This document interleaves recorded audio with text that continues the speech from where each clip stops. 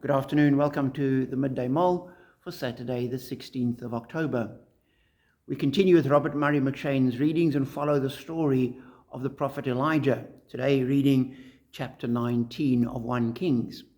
In the previous chapter, Elijah had had a confrontation with the prophets of Baal, and their idol had been revealed as a nothing, absolutely nothing there.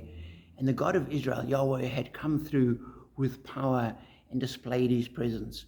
The people were convicted and the prophets of Baal were executed.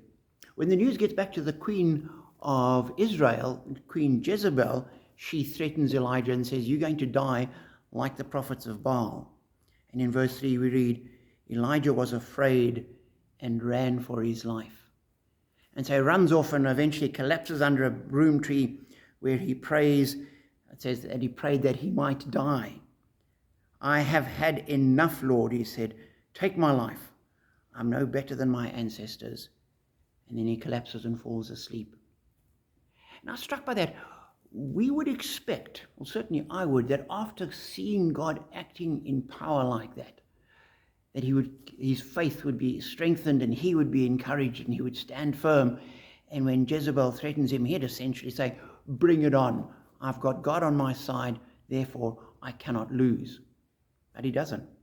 He gets afraid and he runs. His faith fails him. And that is so true of humanity. That was certainly of my life.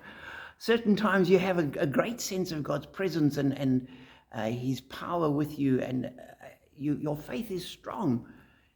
And then something happens and you find your faith seems to just evaporate into nothing. And that's the way people are. And what I find particularly encouraging is God's response. God doesn't come and berate him and say, "Oh, you should have trusted me more," or you ought to not have done this.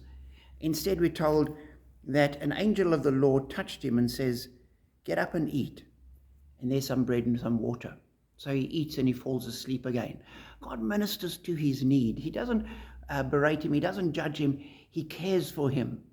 The angel comes back and gives him more to eat. And then Elijah goes on a journey and meets with God, in a sense, face to face. And he hears God speaking to him. And God calls him to continue ministry. And that's the God we serve, a gracious, compassionate, long-suffering God, a God who forgives us again and again, a God who does not remember our wrongs, a God that is always willing to help us start again. And he did with Elijah, he does with all of us. So be encouraged that the God we serve isn't human like we are. He isn't judgmental. He isn't condemnatory. He is compassionate. He is understanding, understands far more than we even do ourselves. And he always continues holding us and helping us. He never gives up on us. So keep walking with God. No matter what has happened, no matter where you are, trust in him, turn back to him. He is always a God of second chances, and he continues to call and use us. For me, that is a great encouragement.